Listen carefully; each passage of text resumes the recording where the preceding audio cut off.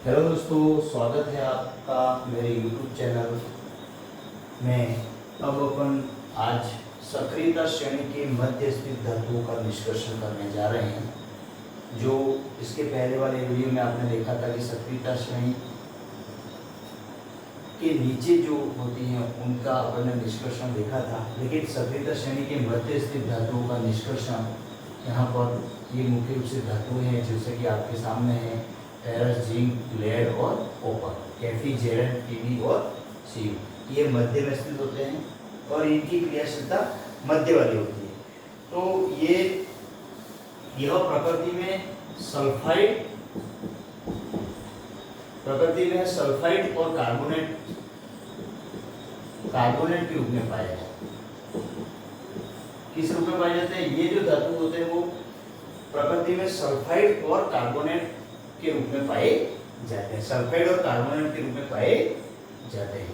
अब यहाँ पर सल्फाइड और कार्बोनेट की तुलना में धातुओं को उनके ऑक्साइड से प्राप्त करना आसान होता है। इससे प्राप्त करना आसान होता है ऑक्साइड से। ये पाए तो किस रूप में जाते हैं? सल्फाइड और कार्बोनेट आयनों के मतलब कार्बोनेट के रूप में। किसके बारे में बात कर रहे हैं अपन? सक्रियता श्रेणी के मध्य स्थित धातुओं का निष्कर्षण कैसे होता है? तो इसमें 4 प्रकार की धातुएं हैं आपके सामने, फेरस, जिंक, लेड और कॉपर। तो ये अधिकतर किस रूप में पाए जाते हैं? इनके सल्फाइड और कार्बोनेट इसको के रूप में पाए जाते हैं, लेकिन इनको इनके ऑक्साइडों के रूप में पृथक करना, प्राप्त करना आसान होता है। इसीलिए अपचयन से पहले धातु के सल्फाइड और कार्बोनेट को धातु के ऑक्साइड में परिवर्तित करना आवश्यक होता है। इसलिए अपन क्या करते हैं? ये आसानी से किस रूप में मिल जाते हैं? किस रूप में परिवर्तित हो जाते हैं? ऑक्साइड के रूप में। इसीलिए इनके सल्फाइड और कार्बोनेट आयनों को पहले ऑक्साइड में बदलना पड़ता है। किस रूप में? सल्फाइड और इसीलिए अपचयन से पहले धातु के सल्फाइड और कार्बोनेट को धातु ऑक्साइड में परिवर्तित करना पड़ता है। धातु ऑक्साइड में परिवर्तित करते हैं।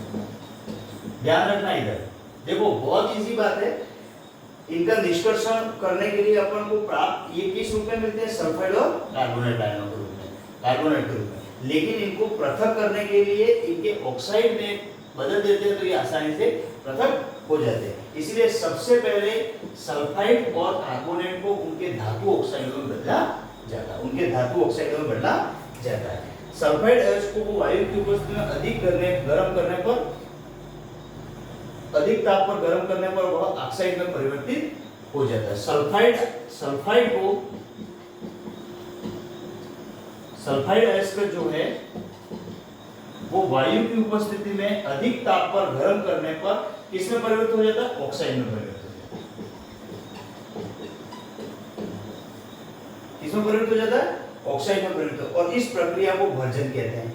सल्फाइड अयस्क जो है वो वायु की उपस्थिति में अधिक ताप पर गर्म करने पर, देखो वायु की उपस्थिति और ताप में गर्म करने पर किसमें बदल जाता है? ये ऑक्साइड में बदल जाता है। और इस प्रक्रिया को भर्जन कहते हैं। इसको क्या कहते हैं? भर्जन कहते हैं। याद रखना, बहुत ही इंपॉर्टेंट बात है। बहुत ही इजी तरीके से मैं बता रहा हूं आपको। एक बार और बता देता हूं, लेकिन ये पूरा हो जाए तो। अब यहां पर बात करते हैं अपन। इसके बाद कार्बोनेट आयन जो होते हैं, कार्बोनेट अयस्क को सीमित वायु में अधिक ताप पर, कार्बोनेट जो अयस्क होते हैं उनको सीमित वायु में, सीमित वायु में अधिक ताप पर गर्म करने पर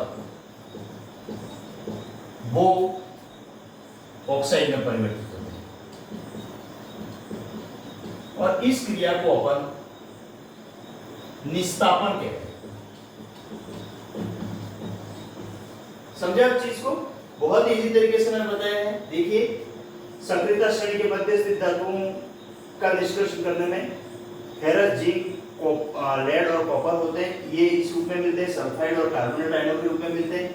और ये ऑक्साइड के रूप में आसानी से अलग किए जा सकते हैं। इसलिए उनको सबसे पहले पृथक करने से पहले उनको धातु ऑक्साइड में बदला जाता है। ये सल्फाइड जो होता है उसको सल्फाइड अयस्क को वायु की अधिकता में ताप की उपस्थिति में गर्म करने पर ऑक्साइड में बदल जाता है। उस क्रिया को अपन भर्जन कहते हैं।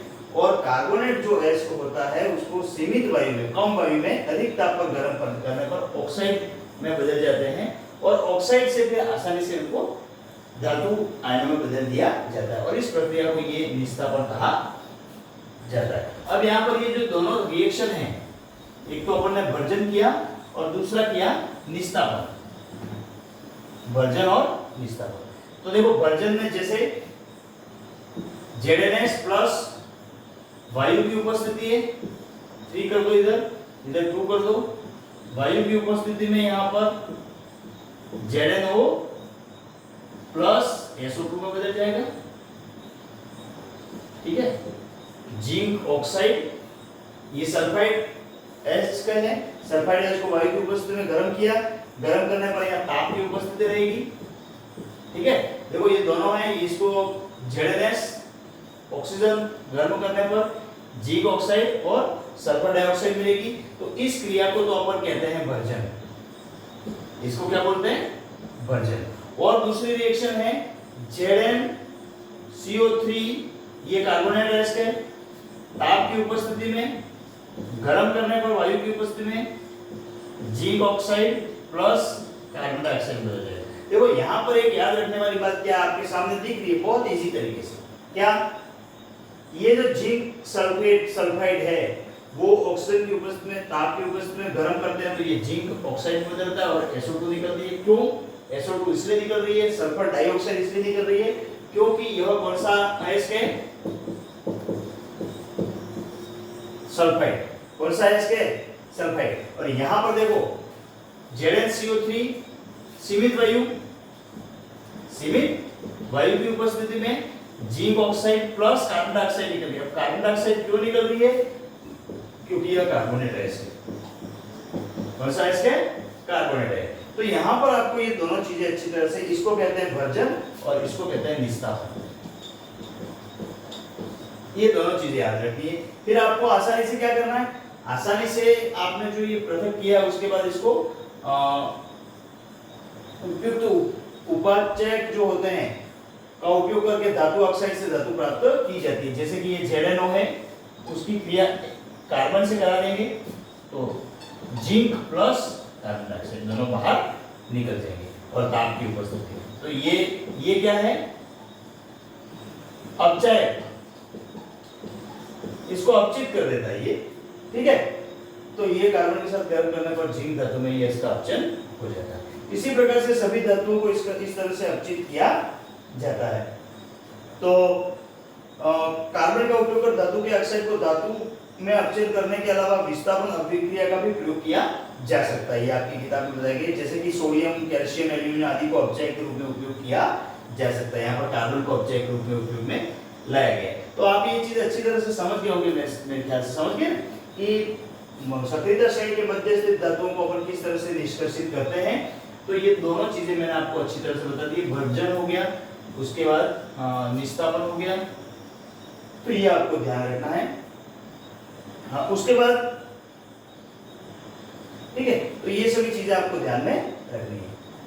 तो ये आपने सक्रियता श्रेणी के मध्य स्थित धातुओं का निष्कर्षण किस प्रकार किया जाता है वो आपको ध्यान में। धन्यवाद। वंदे मातरम।